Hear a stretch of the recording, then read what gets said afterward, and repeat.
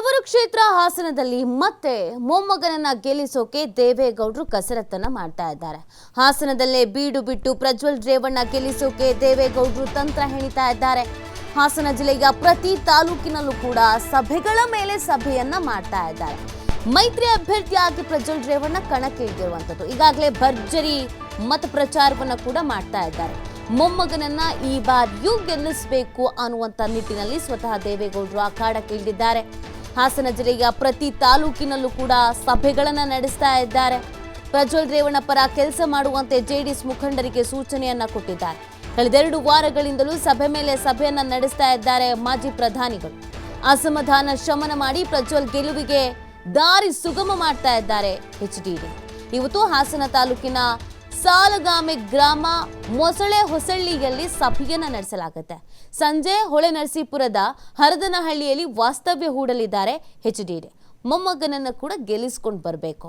ಆ ನಿಟ್ಟಿನಲ್ಲಿ ಒಂದಷ್ಟು ಅಸಮಾಧಾನಗಳು ಎಲ್ಲ ಕ್ಷೇತ್ರದಲ್ಲೂ ಇದ್ದ ಹಾಗೆ ಇಲ್ಲೂ ಕೂಡ ಇದೆ.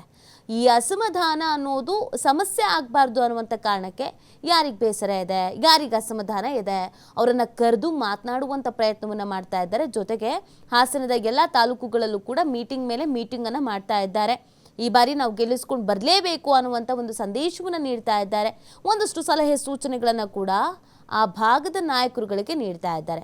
ಇವತ್ತು ಎರಡು ಕಡೆಯಲ್ಲಿ ಮೀಟಿಂಗ್ ಅನ್ನು ಹಮ್ಮಿಕೊಂಡಿದ್ದಾರೆ. ಇವತ್ತು ಅಲ್ಲೇ ಸ್ಟೇ ಆಗ್ತಾರೆ.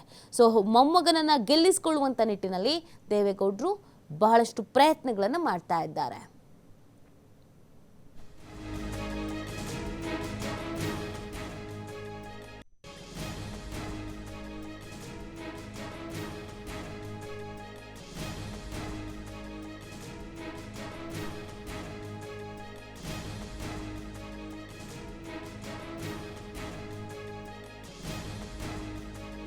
ಅನ್ನುವಂಥ ನಿರೀಕ್ಷೆಯನ್ನ ಇಟ್ಕೊಳ್ಳಲಾಗಿದೆ. ಕಾರಣ ಮೈತ್ರಿ ಅಭ್ಯರ್ಥಿಯಾಗಿಯೂ ಕೂಡ ನಿಂತಿರುವಂಥದ್ದು. ಈಗ ಬಿಜೆಪಿ ಮತ್ತು ಜೆಡಿಎಸ್ನ ಕಾರ್ಯಕರ್ತರು ಒಂದಾಗಬೇಕಾಗಿದೆ. ಬಟ್ ಹಾಸನ ಅಂತ ಬಂದಾಗ ಅದು ಜೆಡಿಎಸ್ನ ಭದ್ರಕೋಟೆ ಅಂತ ಕರೆಸ್ಕೊಳ್ಳುತ್ತೆ. ಸೊ ಈಗ ಬಿಜೆಪಿಯ ನಾಯಕರುಗಳು ಬಿಜೆಪಿಯ ಕಾರ್ಯಕರ್ತರ ಜೊತೆಗೂ ಹೊಂದಾಣಿಕೆ ಮಾಡ್ಕೊಂಡು ಹೋಗಬೇಕು. ಅವರನ್ನು ಕೂಡ ತಮ್ಮ ಹಿಡಿತಕ್ಕೆ ತೆಗೆದುಕೊಂಡು ಹೋಗಬೇಕು. ಸೊ ಹೀಗಿರಬೇಕಾದ್ರೆ ಸ್ಥಳೀಯ ಮಟ್ಟದ ಜೆಡಿಎಸ್ನ ನಾಯಕರುಗಳು ಹಾಗೆಯೇ ಅಲ್ಲಿನ ಕಾರ್ಯಕರ್ತರಿಗೆ ದೇವೇಗೌಡರು ಒಂದು ಸಂದೇಶವನ್ನು ಕೊಡಬೇಕಾಗಿದೆ. ಈ ಬಾರಿ ನಾವು ಗೆಲ್ಲೇಬೇಕು, ಹಾಗಾಗಿ ಎಲ್ಲರನ್ನೂ ಒಗ್ಗೂಡಿಸ್ಕೊಂಡು ಒಟ್ಟಿಗೆ ಚುನಾವಣೆಯನ್ನು ಗೆದರಿಸೋಣ. ಯಾವುದೇ ರೀತಿಯಾದಂಥ ಅಸಮಾಧಾನ, ಭಿನ್ನಾಭಿಪ್ರಾಯ ಇದ್ಯಾವುದು ಬೇಡ ಅಂತ ಈ ಬಗ್ಗೆ ಮತ್ತಷ್ಟು ಮಾಹಿತಿಯನ್ನು ನೀಡ್ತಾರೆ ನಮ್ಮ ಪ್ರತಿನಿಧಿ ಸ್ವಾಮಿ. ಈಗಾಗಲೇ ದೇವೇಗೌಡರು ಎಲ್ಲ ಕಡೆಯಲ್ಲೂ ಕೂಡ ಬಹಳಷ್ಟು ತಂತ್ರವನ್ನು ಹೆಣಿತಾ ಇದ್ದಾರೆ. ಪ್ರಮುಖವಾಗಿ ಹಾಸನ ಅಂತ ಬಂದಾಗ ಮೊಮ್ಮಗ ಗೆಲ್ಲಿಸ್ಕೊಂಡು ಬರಲೇಬೇಕು ಅನ್ನುವಂಥ ನಿಟ್ಟಿನಲ್ಲಿ ಏನೆಲ್ಲ ಪ್ರಯತ್ನಗಳನ್ನು ಮಾಡ್ತಾ ಇದ್ದಾರೆ. ಹಾಸನದಲ್ಲಿ ಸವಾಲು ಅಂತ ಏನಾದರೂ ಜೆಡಿಎಸ್ಗೆ ಇದೆಯಾ? ಲೋಕಸಭಾ ಚುನಾವಣೆಯಲ್ಲಿ ಅಂದ್ರೆ 3 ಕ್ಷೇತ್ರಗಳು ಜೆಡಿಎಸ್ ತಕ್ಕೆ ಬಿದ್ದಿದೆ. ಅದರಲ್ಲಿ ಪ್ರಮುಖವಾಗಿ ಹಾಸನ ತವರು ಕ್ಷೇತ್ರ, ಮಾಜಿ ಪ್ರಧಾನಿಗೆ ದೇವೇಗೌಡರ ಒಂದು ತವರು ಕ್ಷೇತ್ರ. ಆ ಕ್ಷೇತ್ರದಲ್ಲಿ ಮತ್ತೆ ಗೆಲ್ಲಬೇಕು, ತಮ್ಮ ಪ್ರಾಬಲ್ಯವನ್ನ ಉಳಿಸ್ಕೋಬೇಕು ಅನ್ನೋ ಹಿನ್ನೆಲೆಯಲ್ಲಿ ದೇವೇಗೌಡರು ಸಾಕಷ್ಟು ಸಿದ್ಧತೆ ಕಸರತ್ತುಗಳನ್ನ ಮಾಡ್ತಾ ಇರೋದು. ಹಾಲಿ ಸಂಸದ ಪ್ರಜ್ವಲ್ ರೇವಣ್ಣ ಪರ ಈಗಾಗಲೇ ಅಖಾಡಕ್ಕೆ ಕೂಡ ಇಳಿದಿರುವಂತದ್ದು.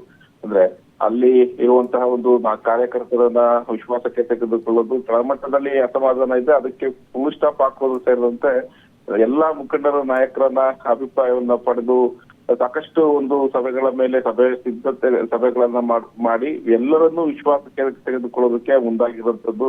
ಹಾಗಾಗಿ ಈಗಾಗ್ಲೇ ಸುಮಾರು 10-15 ದಿನಗಳ ಕಾಲದಿಂದ ಸಭೆಗಳ ಮೇಲೆ ಸಭೆ ಮಾಡ್ತಾ ಇದ್ದಾರೆ. ಹಾಸನ ಕ್ಷೇತ್ರಕ್ಕೆ ತೆರಳಿ ಅಲ್ಲಿ ಸ್ಥಳೀಯ ನಾಯಕರೊಂದಿಗೆ ಸಭೆ ಮಾಡಿ ಹಾಗೂ ಕಾರ್ಯಕರ್ತರನ್ನ ವಿಶ್ವಾಸಕ್ಕೆ ತೆಗೆದುಕೊಳ್ಳುವಂತ ಒಂದು ಕೆಲಸವನ್ನ ಮಾಜಿ ಪ್ರಧಾನಿ ದೇವೇಗೌಡರು ಮಾಡ್ತಾ ಇರೋಂಥದ್ದು.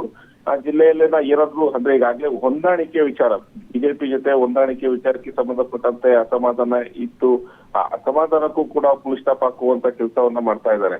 ಅಲ್ಲಿ ಆ ಸಭೆಗಳ ಮೂಲಕ ಯಾವುದೇ ಒಂದು ಅಸಮಾಧಾನ ಇದ್ರೆ ಅಸಮಾಧಾನಕ್ಕೆ ಶಮನ ಮಾಡೋದು, ಜೊತೆಗೆ ಬಿಜೆಪಿ ಹಾಗೂ ಜೆಡಿಎಸ್ ನಾಯಕರ ಹೊಂದಾಣಿಕೆ ಯಾವ ರೀತಿ ಮಾಡಬೇಕು, ಯಾವ ರೀತಿ ಒಂದು ಅವರಿಗೆ ಕರೆಗಳನ್ನ ಕೊಡಬೇಕು, ಸೂಚನೆಗಳನ್ನ ಕೊಡಬೇಕು, ಅಭ್ಯರ್ಥಿಗಳನ್ನ ಗೆಲ್ಲಿಸೋದಕ್ಕೆ ಯಾವ ರೀತಿ ಒಂದು ಮಾರ್ಗದರ್ಶನ ಕೊಡಬೇಕು ಅನ್ನೋದು ಕೂಡ ಸ್ವತಃ ಖುದ್ದು ಮಾಜಿ ಪ್ರಧಾನಿ ದೇವೇಗೌಡ್ರೆ ಜವಾಬ್ದಾರಿ ವಹಿಸ್ಕೊಂಡು ಮಾಡ್ತಾ ಇರೋಂಥದ್ದು.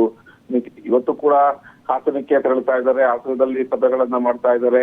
ಅಲ್ಲಿ ಇರುವಂತಹ ಒಂದು ಎಲ್ಲಾ ಪ್ರತಿಯೊಂದು ಜಿಲ್ಲೆಯ ಎಲ್ಲಾ ಕಾರ್ಯಕರ್ತರ ಮತ್ತು ನಾಯಕರ ಒಂದು ಸಭೆಯನ್ನ ಕರೆದು ಅಲ್ಲಿ ತಮ್ಮ ಮೊಮ್ಮಗನ ಗೆಲುವಿಗೆ ರಣತಂತ್ರವನ್ನ ರೂಪಿಸ್ತಾ ಇರುವಂತದ್ದು ನೀತಿ. Okay, thank you so much ತಮ್ಮೆಲ್ಲ ಡೀಟೇಲ್ಸ್ಗಾಗಿ.